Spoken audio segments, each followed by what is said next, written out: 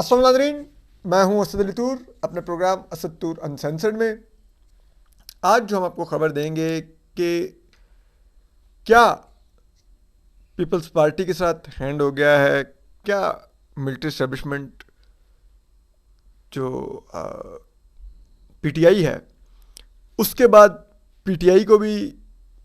Cut to size کر رہی ہے، کیا کر رہی ہے، یہ ذرا اس کے اوپر آج بات کریں گے۔ تو دیکھیے، ویسے تو بلاول بھٹو زرداری صاحب نے بیان دیا ہے کہ اگلی دفعہ جو وزیر اعظم ہوگا وہ لاہور سے نہیں ہوگا۔ تو اس سب پر ہی ذرا بات کر لیتے ہیں کہ حقائق ہے کیا، جو پیپلز پارٹی جو لیول پلینگ فیلڈ کی بات کر رہی ہے وہ کیا ہے۔ دیکھیے، آپ کو اگر یاد ہو تو 2018 میں بھی پیپلز پارٹی نے الیکشن سے پہلے جو سال ایک تھا اس میں ملٹری اسٹیبلشمنٹ کا ساتھ دیا تھا۔ جو اس وقت کی جنرل باجوہ ڈاکٹرائن تھی اور جو جنرل فیض حمید جو کچھ کر رہے تھے اس میں پیپلز پارٹی آن بورڈ تھی، اور اس کی سب سے بڑی نشانی تھی جو پیپلز پارٹی نے 2018 میں جو نون لیگ کی حکومت بلوچستان میں گرائی گئی ثناء اللہ زہری صاحب کی، اس میں آصف زرداری صاحب کا بہت مرکزی کردار تھا۔ اگر آپ کو یاد ہو ان دنوں میں تو جو سی ایم بلوچستان ابھی لاسٹ تھے عبدالقدوس بسنجو، اور یہ لوگ جا کے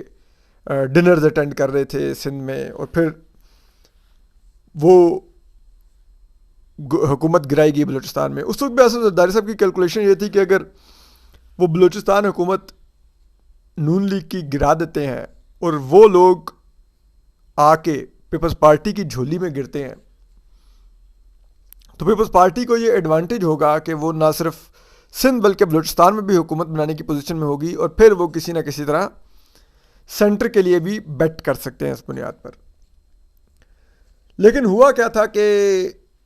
ملٹری اسٹیبلشمنٹ نے جب یہ کام لے لیا تو انہوں نے بجائے بلوچستان کے لوگ پیپلز پارٹی میں جاتے، انہوں نے اٹھا کے ایک نئی پارٹی باپ بنا دی، جس کے خود باپ اس وقت کی فوج کی رجیم ہی تھی، ابھی بھی وہ فوج کی رپورٹ کرتے ہیں۔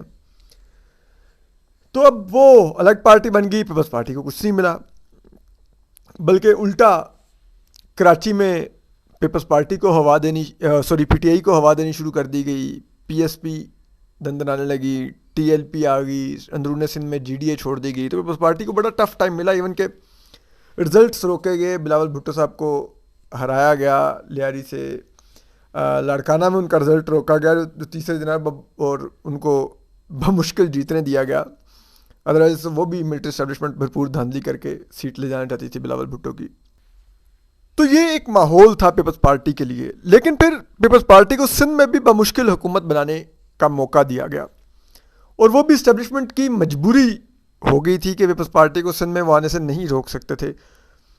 اور وہ مجبوری یہ ہو گئی تھی کہ پنجاب میں نون لیگ کنٹرول نہیں ہو پائی تھی، اور آپ نے دیکھا کہ 2018 کے الیکشن میں پنجاب کی largest party P M L N تھی۔ تو اب اگر ایسے میں سندھ میں پیپلز پارٹی پنجاب کی نون لیگ کے ساتھ کھڑی ہو جاتی تو اسٹیبلشمنٹ کے لیے عمران خان صاحب کی نہ صرف حکومت کا قیام ایک چیلنج بن جاتا، بلکہ عمران خان صاحب کی حکومت چلانا بھی، اگر کسی نہ کسی طرح مانگے تانگے کی حکومت بنا بھی دی جاتی تو اس کو چلانا تقریباً ناممکنات میں سے ہو جاتا، اور وہ ود ان منتھس حکومت کولیپس کر دیتی، کیونکہ ایک بہت ہی اسٹرانگ اپوزیشن ہوتی پنجاب اور سندھ میں جو چلنے ہی نہ دیتی ہے حکومت کو۔ تو اس کے بعد یہ فیصلہ کیا گیا کہ سندھ میں پیپلز پارٹی کو اکاموڈیٹ کر دیا جائے، تاکہ وہ کم از کم اس طرح سے شور نہ کریں، تنگ نہ کریں، اور اپنی حکومت ان کو مل جائے سندھ کی تو وہ اس میں لگے رہیں، بزی رہیں۔ اور پھر اس کی بھی ایک کمپنسیشن کی گئی کہ جب بعد میں پھر چاہے معاملہ وہ آیا صدارتی الیکشن کا، جہاں پہ مولانا فضل الرحمان پی ڈی ایم کے امیدوار تھے، تو پیپلز پارٹی نے ان کے اگینسٹ امیدوار کھڑے کیے، اور اس طرح کی دیگر چیزیں ہوئیں، تو پیپلز پارٹی نے بعد میں بھی ایسا رکھا کہ عمران حکومت صاحب کے جو شروع کے دن تھے وہ چل نکلے. اب دوبارہ سے تقریباً ویسا ہی فیز ہے. عمران خان صاحب کو گرانے کے لیے سب سے اگر آپ کہیں کامیاب گیم تو وہ آصف زرداری صاحب نے لگائی. ایون کہ نون لیگ اور دیگر جماعتیں نمبر پورے نہیں کر سکتی تھی, وہ آصف زرداری صاحب کا ہی فن ہے, وہی جانتے ہیں. ظاہری بات ہے, مطلب میری نظر میں اس وقت اگر پورے پاکستان میں نو ڈاؤٹ میاں نواز شریف سب سے ایکسپیرینسڈ پولیٹیشین ہیں, سب سے زیادہ عالمی سطح پر بھی جن کی ریکگنیشن ہے پاکستان کے کسی پولیٹیشین کی, وہ میاں نواز شریف ہیں. لیکن اگر پالیٹکس کوئی جانتا ہے پاکستان میں اس وقت تو وہ ایک ہی شخص ہیں, وہ آصف زرداری ہیں. تو آصف زرداری ایک نمبر کا جوڑ توڑ لائک ان کے لیے بائیں ہاتھ کا کھیل ہے, تو وہ کر لیتے ہیں. انہوں نے کر دکھایا. یہ عمران خان صاحب کو جب اٹھا کے باہر پھینکنا تھا نو کانفیڈنس سے, تب بھی انہوں نے کر دکھایا. اور پھر یہ حکومت بھی چل نکلی, اس میں پیپلز پارٹی کولیشن گورنمنٹ میں آئی. بلاول بھٹو صاحب فارن منسٹر تھے اور بڑے متحرک فارن منسٹر تھے. اب دوبارہ سے پھر معاملہ الیکشن کی طرف بڑھا, حکومت کی تحلیل کا وقت آیا, حکومت تحلیل ہوئی اور اس میں ظاہری بات ہے ملٹری اسٹیبلشمنٹ اپنا سیٹ اپ لے کے آئی. انوار الکاکڑ کو پپٹ پرائم منسٹر بنا دیا اور باقی اسی طرح کی ساری کیبنٹ تھی جو سارے فوج کے منظور شدہ لوگ ہیں. اب کم از کم اس کیبنٹ میں بیٹھا ہوا کوئی شخص کل کو نہیں یہ دعویٰ کر سکے گا کہ وہ فوج کو سرو نہیں کرتا, یا وہ سویلین سپریمیسی میں یا ڈیموکریسی میں بلیو رکھتا ہے, یا کانسٹیٹیوشن کو مانتا ہے. یہ سب لوگ وہی ہیں کہ فوج جس طرف اشارہ کرے گی جب کرے گی یہ لوگ آ کے بیٹھ جائیں گے, ان کا اتنا ہی ضمیر ہے. تو اس دفعہ پیپلز پارٹی کی گیم کیا تھی؟ اس دفعہ آصف زرداری صاحب نے جو گیم لگائی تھی وہ یہ تھی کہ اگین ان کی نظریں بلوچستان پر تھیں. ان کو یہ تھا کہ وہ بلوچستان سے جو باپ پارٹی ہے جو کہ اب ٹوٹ پھوٹ کا شکار ہے, تو یہ باپ پارٹی ساری کی ساری وہ اٹھا لیں گے. اس کے علاوہ ان کا ٹارگٹ یہ تھا کہ پنجاب میں جو پی ٹی آئی کو توڑا جائے گا تو وہ پی ٹی آئی کے لوگ بھی وہ اٹھا لیں گے. خصوصاً ساؤتھ پنجاب میں ان کی بہت زیادہ نظریں تھی کہ ساؤتھ پنجاب سے وہ پیپلز پارٹی میں لوگ آئیں گے جو پی ٹی آئی چھوڑیں گے, اور اس طرح سے وہ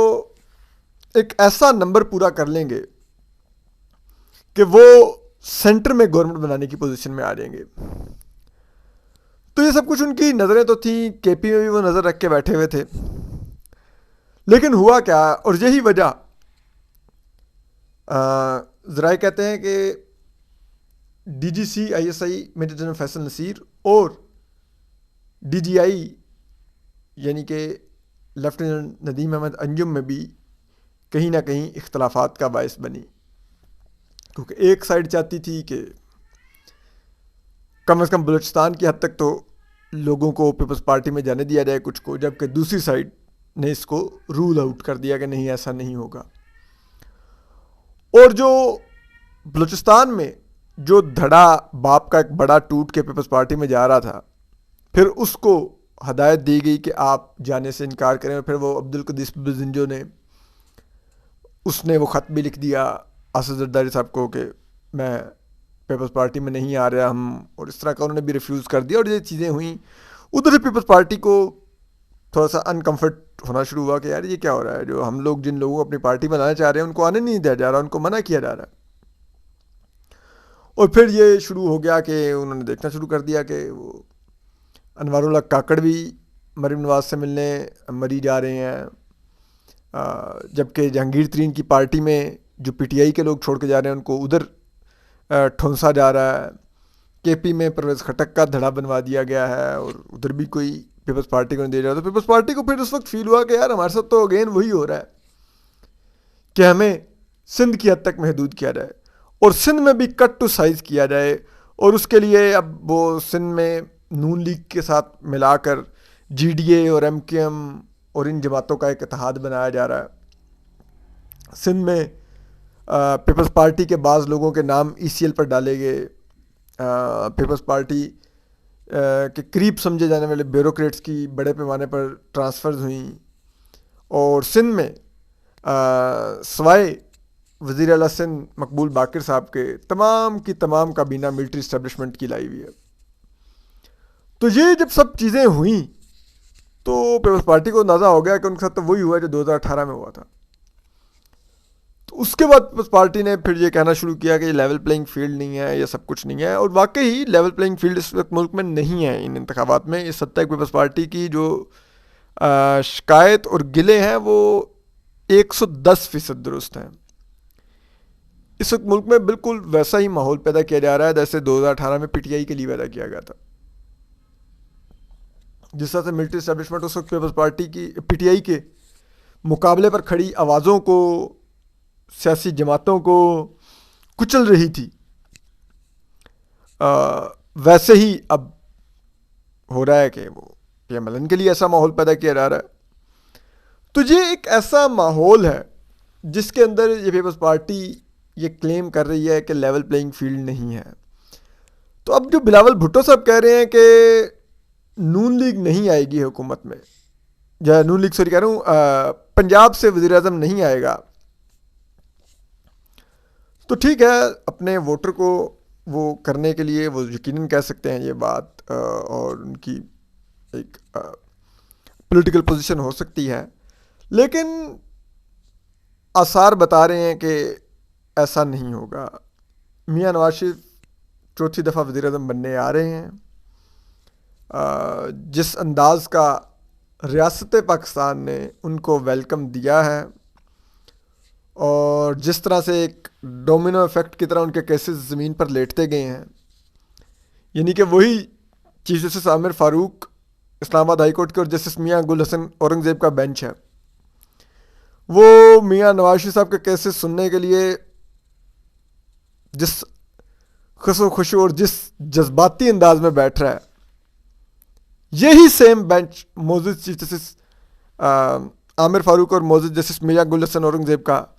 پچھلی 2 تاریخوں پر لاپتہ افراد کا اس نے کیس سننا تھا, نہیں سنا, ان کو ذلیل و خوار کر دیا. کیوں؟ کیونکہ وہ لاپتہ لوگ ملٹری اسٹیبلشمنٹ نے اٹھائے ہوئے ہیں. ان کے لیے کیوں ہمارے ججز اتنا درد دل رکھ کے بیٹھے ہیں, جبکہ دوسری طرف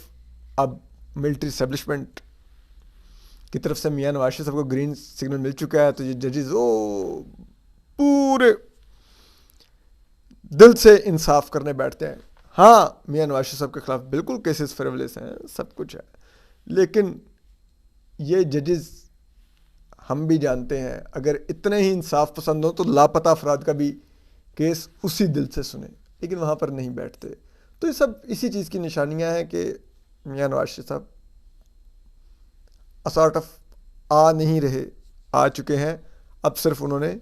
حلف لینا ہے. اپنا خیال رکھیے, اللہ حافظ.